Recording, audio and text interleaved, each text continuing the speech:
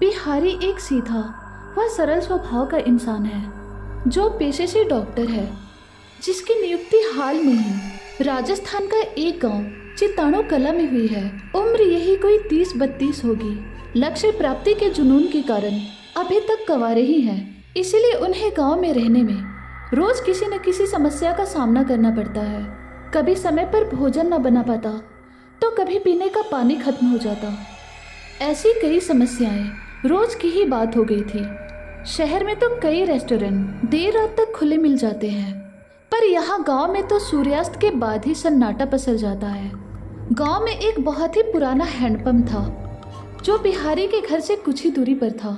बस एक यही हैंडपंप बिहारी के लिए सुलभ था, जहाँ से उसके पीने की पानी की समस्या तुरंत हल हो जाया करती थी। बिहारी के अलावा इक्के दुक्के लोग ही उस हैंडपंप से पानी लिया करते थे। वजह थी हैंडपंप से जुड़ी एक कहानी जो भूत से संबंधित थी। कई बार बिहारी जब पानी के लिए हैंडपंप पर जाता तो चौपाल पर बैठे सत्तू काका उसे वहां न जाने की हिदायत देते और कहते, बेटा मेरे घर कुआं है, वहां चले जाया करो, थोड़ी ही दूर तो है, और वैसे भी तुम ठहरे गबरू जवान, तो कोई समस्या भी नहीं होगी थोड़ा और चल लेने पर। बिहारी हंसकर काका से कहता, क्या काका आप भी विज्ञान के युग में ऐसी मनगढ़ंत कहानी पर अब तक विश्वास किए हो? ये सब फिजूल की अफवाह है जिसे उस दौर में फैलाया गया होगा जब पानी की किल्लत के कारण दूसरे गांव जाना पड़ता था। जरूर ये कहानी किसी आलसी व्यक्ति के दिमाग की उपज रही होगी जो लोगों को डराकर खुद यहाँ से पानी भरता होगा। सत्तू काका को कई बार बिहारी की बात सही भी लगती, लेकिन अगले ही पल उनके जहन में वो घटना किसी बिजली की तरह कौंध उठती जो बारिश के मौसम में देर रात तक घर लौटते समय उनके साथ घटी थी। बात उन दिनों की है जब सत्तू काका यानी सत्य प्रकाश त्रिपाठी युवा थे और नौकरी के लिए जयपुर जाते थे। बारिश के दिन थे और तेज बारिश के कारण सत्य प्रकाश आज अपने दफ्तर में ही बैठे बारिश रुकने का इंतजार कर रहे थे, लेकिन बारिश भी मानो उन्हें चिढ़ा रही हो। बिजली की गड़गड़ाहट के साथ बारिश और भी तेज होने लगी थी। अब सत्य प्रकाश के सब्र का बांध भी टूट गया। उन्होंने अपना छाता उठाया और चपरासी से राम राम कहते हुए अपने गांव चिताणु कला की ओर चल दिए। दोपहिया वाहन के चालक के लिए छाता किसी काम का नहीं होता, ये सोचकर उन्होंने अपना छाता बंद किया और गाड़ी स्टार्ट करके खुद से बुदबुदाते हुए कहा, चलिए सत्तू महाराज, आपकी पालकी तैयार है। सत्तू को अपनी गाड़ी की धीमी चाल पे बड़ी चिढ़ हुआ करती थी, इसलिए वो इसकी तुलना बैलगाड़ी से ना करते हुए पालकी से ही करते थे। बारिश अब कुछ कम हो गई थी और शहर की चकाचौंध पीछे रह गई थी। ग्रामीण क्षेत्र लगते ही सड़क और रोशनी की समस्या शुरू हो जाती थी। दूर दूर तक चारों तरफ खेत खलिहान या फिर घने जंगल ही दिखाई देते थे। मीलों दूर तक फैला सन्नाटा जिसमें साए साए करती हवा की आवाज बड़ी ही भयानक लगती थी। अपने गांव की सीमा में प्रवेश करते ही सत्य प्रकाश को ऐसा महसूस होता जैसे उन्होंने कोई किला फतेह कर लिया हो। ऐसे ही गौरवान्वित होते हुए उनकी नजर पुराने हैंडपंप पर पड़ी। वहां घूंघट ओढ़े एक महिला हैंडपंप चला रही थी। हैंडपंप चलाने की आवाज के साथ साथ उसके चूड़ियों की खनक भी सुनाई दे रही थी। सत्य प्रकाश को देखने में बहुत ही अजीब लगा कि इतनी रात को वो भी बारिश में ये कौन है जो हैंडपंप से पानी भर रही है। सत्य प्रकाश कुछ महीने पहले ही गांव में रहने आए थे, इसलिए किसी से खास परिचित भी नहीं थे। फिर भी उन्हें वहां से चुपचाप गुजर जाना ठीक नहीं लगा। हैंडपंप के नजदीक आते ही उन्होंने गाड़ी पर बैठे हुए ही उस महिला से कहा, सुनिए, अगर आपको कोई मदद चाहिए तो मैं किए देता हूँ। रात बहुत हो गई है, आपका यहाँ अकेले होना उचित नहीं है। सत्तू की बात सुनकर उस महिला ने बस ना में सिर हिला दिया और हैंडपंप चलाना बंद कर दिया। सत्य प्रकाश ने कहा, अगर आपने घड़ा भर लिया है तो गाड़ी पर बैठ जाइए, मैं आपको घर तक छोड़ देता हूँ। महिला ने सहमति जताते हुए इस बार हाँ में सिर हिला दिया और गाड़ी पर बैठ गई। सत्य प्रकाश ने गाड़ी स्टार्ट कर दी। वो अपने बारे में बताने लगा। महिला चुपचाप सुनती रही। बीच बीच में चूड़ियों की आवाज आ जाती। सत्य प्रकाश का घर हैंडपंप से कुछ ही दूरी पर था। अपने घर पर गाड़ी रोकते हुए सत्य प्रकाश ने कहा, मेरा तो घर आ गया, अब आप अपना पता बता दीजिए ताकि मैं आपको वहाँ तक छोड़ आऊं। पुराना हैंडपंप। एक डरावनी और दिल दहला देने वाली आवाज सुनकर सत्य प्रकाश ठिठक गया। उसकी हिम्मत ही नहीं हुई कि वो पीछे मुड़ के देख सके। फिर भी भगवान को याद करके जैसे ही उसने पीछे मुड़ के देखा, एक आकृति हवा में उससे कुछ ही दूरी पर थी। ये दृश्य देखकर उसके चेहरे की हवाइयाँ उड़ गई। उसके हाथ पांव शिथिल हो गए। उसके मुंह से कुछ शब्द नहीं निकल पा रहे थे। उसकी घिघी सी बन गई थी और वो बुत बना खड़ा रहा। आकृति कुछ देर हवा में लहराती रही, फिर पुराने हैंडपंप की दिशा की ओर तेजी से चली गई। इस घटना के बाद सत्य प्रकाश सप्ताह भर घर से नहीं निकले। उनके एक मित्र उनसे मिलने आए तो पता चला कि उन्हें 103 डिग्री बुखार था। सत्य प्रकाश ने अपने मित्र से कहा, कैसे भी करके जयपुर में ही मुझे एक किराए का घर दिलवा दो, चाहे मेरी तनख्वाह की दुगनी कीमत का ही हो। सस्ती कीमत के कारण तुमने मुझे यहाँ गांव में घर दिलवा दिया और अब मुझे रोज आने जाने में समस्या होती है। तो मित्र ने कहा, शुक्र मनाओ खुद का मकान है, बीवी बच्चों के साथ सुख से रहते हो, वरना मुखर्जी को देखो कितने परेशान है बेचारे। सत्य प्रकाश मन महसूस के रह गए।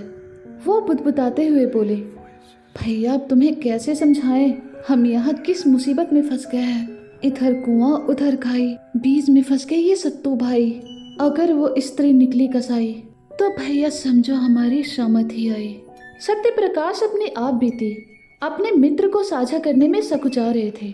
उन्हें पूरा भरोसा था कि उनकी बात पर सब उनका मजाक ही उड़ाएंगे। मन ही मन उन्होंने ये तय किया, नाहक ही हास्य का पात्र बनने से अच्छा है अन्य किसी उपाय के माध्यम से इस पुराने हैंडपंप के गांव से पिंड छुड़ाना होगा। अचानक तेजी से एक गेंद सत्तू काका के पास से गुजरी और उनका ध्यान भंग हुआ। वो विचारों के सागर से बाहर निकल आए। अब वो अतीत की गहरी खाइयों से वर्तमान के धरातल पे आ पहुंचे। उन्होंने देखा कि सामने से एक छोटा बच्चा सूर्या हाथ में बल्ला लिए उनकी तरफ दौड़ता हुआ आ रहा था। उनके नजदीक आकर वो बच्चा बोला, काका जी आपको लगी तो नहीं? आप बॉल से डरे तो नहीं? देखा मैंने कैसा चौका जड़ा? सत्तू ने उसकी ओर प्यार भरी नजरों से देखा और हंसते हुए कहा, अरे नहीं बेटे, इस गांव में ठहर गए ये क्या कम सबूत है बहादुरी का, जो इस मामूली गेंद की चोट से डर जाऊं? शाबाश, ऐसे ही चौके छक्के जड़ते रहो, खूब नाम कमाओ, अपने गांव व देश का नाम रोशन करो। सत्तू काका अपने घर की ओर चल दिए। संध्या का समय था। गांव के शिव मंदिर में आरती हो रही थी। घंटी की ध्वनि से वातावरण गुंजायमान हो रहा था। हॉस्पिटल में बैठे शिव भक्त बिहारी यानी बाके बिहारी मालवीय को दूर से सुनाई देती घंटी की ध्वनि भाव विभोर कर रही थी। एक अद्भुत व सकारात्मक ऊर्जा का अनुभव करते हुए बिहारी ने मन ही मन संकल्प लिया, हे भोलेनाथ, कभी तो मुझे अवकाश दिलवाओ ताकि मैं भी आरती में उपस्थित हो सकूं। तभी वार्ड बॉय ने कमरे में प्रवेश किया और बिहारी से कहा, सर एक इमरजेंसी है, आपको तुरंत जाना होगा। स्टेथोस्कोप को उठाते हुए बिहारी ने कहा, शंकर जल्दी से मेरे जाने का इंतजाम करो। डिलीवरी केस था। बिहारी ने तत्काल पहुंचकर मरीज का चेकअप किया। उस मरीज की स्थिति बहुत नाजुक थी, अतः बिहारी ने गर्भवती महिला के पति से जयपुर रेफर करने की बात कही।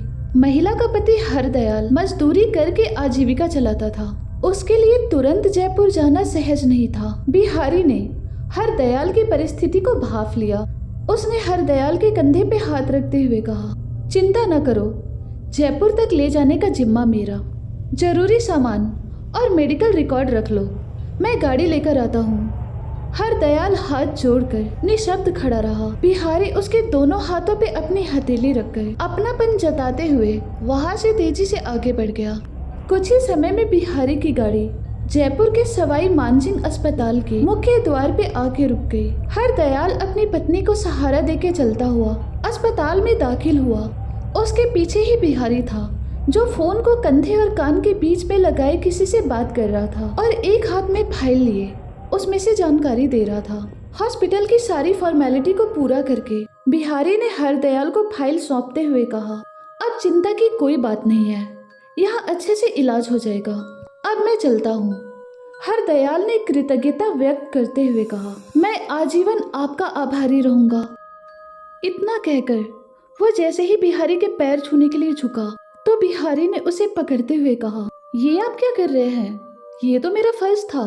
आपको कभी भी मेरी जरूरत हो तो मुझे फोन लगा लीजिएगा। इतना कहकर बिहारी वहां से चला गया। हरदयाल बिहारी को नम आंखों से दूर जाते हुए तब तक देखता रहा जब तक कि बिहारी उसकी आंखों से ओझल न हो गया। व्यस्तता के लंबे अंतराल के बाद आज शहर आकर बिहारी को थोड़ी राहत महसूस हुई। बिहारी ने हॉस्पिटल से सीधे सरस पॉइंट की ओर रुख किया। कार पार्क करके तुरंत स्टॉल की तरफ कदम बढ़ा दिए। भीड़ को चीरता हुआ बिहारी स्टॉल पे पहुंच गया। उसने अपने पसंदीदा पनीर के पकोड़े के साथ लस्सी ऑर्डर की। पनीर पकोड़े का लुत्फ लेते हुए बिहारी को उसका पुराना दोस्त मिल गया जो जयपुर में ही रहता है। Hello Bihari, how do you do? Vikram ने अपना हाथ बिहारी की ओर बढ़ाते हुए कहा। बिहारी ने भी अपना हाथ आगे बढ़ाया और मुस्कुराते हुए कहा, very well, what about you? Vikram ने बिहारी के सामने कुर्सी पे बैठते हुए कहा, सेम हियर। यार तू तो छुपा रुस्तम निकला। नाराज हूँ तुझसे, तू जयपुर में है और मुझे बताया भी नहीं। बिहारी ने अपनी बात रखते हुए कहा, जयपुर में होता तो जरूर बताता। मेरी पोस्टिंग जयपुर के पास चितानो कला गांव में हुई है। आज भी काम के सिलसिले में ही जयपुर आया था, छुट्टी ही नहीं मिली, वरना तुझसे मिलने कब का आ जाता। चितानो कला नाम सुनकर विक्रम के होश उड़ गए। वो हैरान होकर पूछने लगा, तो वहाँ कैसे रह रहा है भाई? तो बिहारी ने कहा, जैसे सब रहते हैं। विक्रम ने बिहारी को चेताया, अबे वो भूतिया गांव है। बिहारी ने कटाक्ष करते हुए कहा, ओ तो तू भी दकियानुसी अफवाहों को मानता है? विक्रम ने यकीन दिलाते हुए कहा, भाई कसम से ये कोई अफवाह नहीं है। चितानो कला मेरा ननिहाल है। बचपन से कई किस्से सुनता आया हूँ। वहाँ रात को एक आत्मा भटकती है। तो बिहारी ने विक्रम को समझाते हुए कहा, किस्से ही तो अफवाहों की जननी है। किसी ने कोई कहानी बनाई, फिर सदियों तक किसी ने फैलाई। कोई तथ्यात्मक सबूत है? विक्रम ने हिचकिचाते हुए कहा, सबूत तो नहीं है।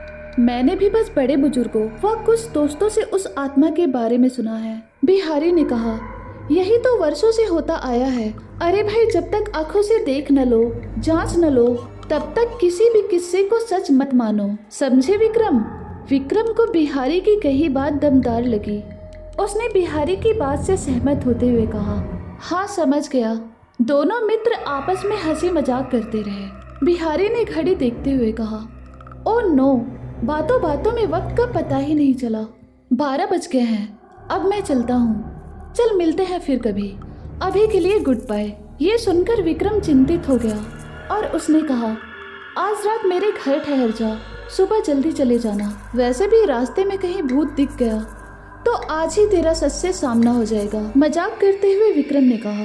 तो बिहारी ने कहा, अरे नहीं यार, नई पोस्टिंग है, फिर सरकारी नौकरी। पेशा भी ऐसा है कि जरा सी चूक और भारी नुकसान।